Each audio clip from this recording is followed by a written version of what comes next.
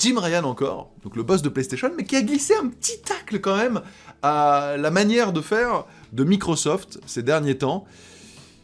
Je vous laisserai juge de savoir est-ce que c'est judicieux ou pas de parler comme cela, mais alors qu'est-ce qu'il a dit ? Eh bien, regardez, et je vous le traduis. En fait, dans une autre interview accordée à Game Industry, une longue interview dans laquelle il revient sur comment est-ce qu'il se positionne pour faire que la PS5 sera encore plus, aura un plus grand succès encore que la PS4. Ils disent à quel point vraiment les précommandes sont complètement ahurissantes.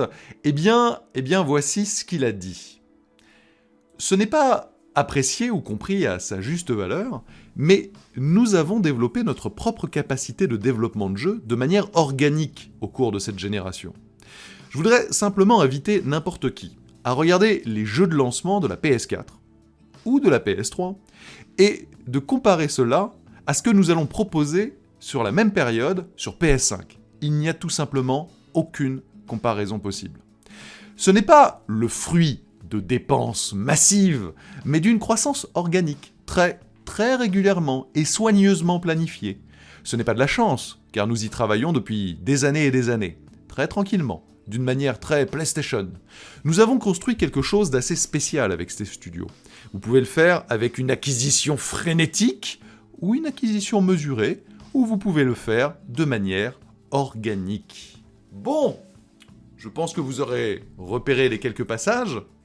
Quand il parle de les dépenses massives, on pense immédiatement aux 7,5 milliards de dollars déboursés par Microsoft pour obtenir Bethesda, ZeniMax, Bethesda.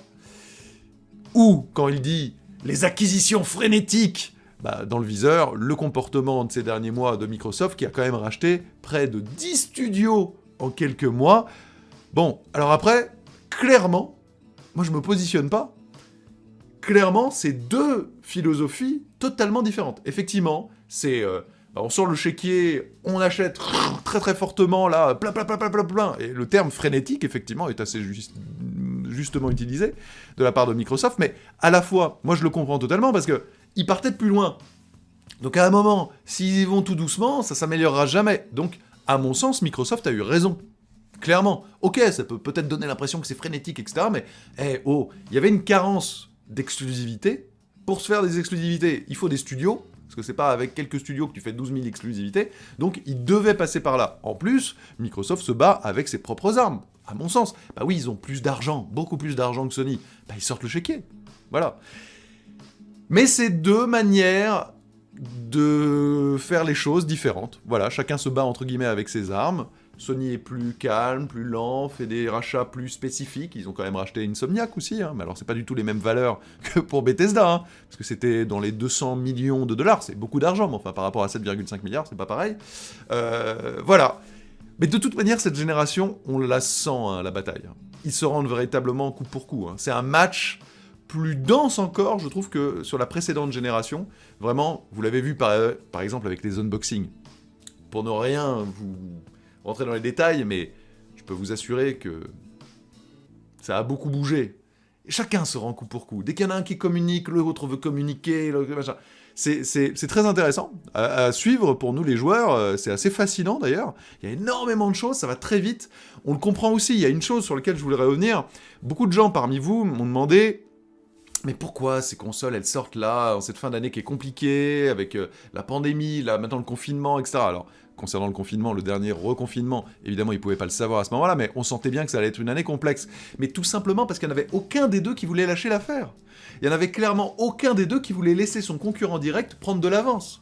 Et c'est comme ça qu'on arrive à ce genre de situation, très clairement. Où, aucun des deux n'arrivera à produire autant de consoles qu'il y a de gens qui voudraient les acheter. Donc les deux vont être en rupture de stock, soyons très clairs.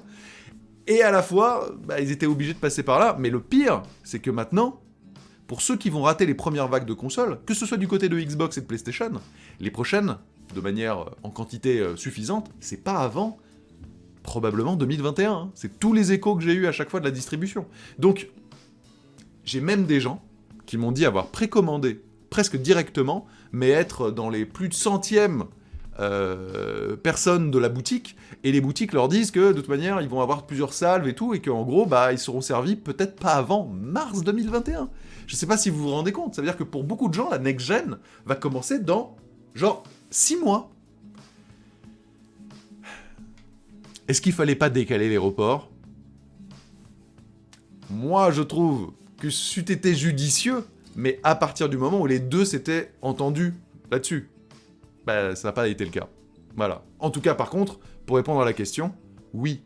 Et du côté de Xbox, et du côté de PlayStation, les dates, donc le 10 novembre pour Xbox et le 19 novembre pour PlayStation, seront maintenues en France. Hein.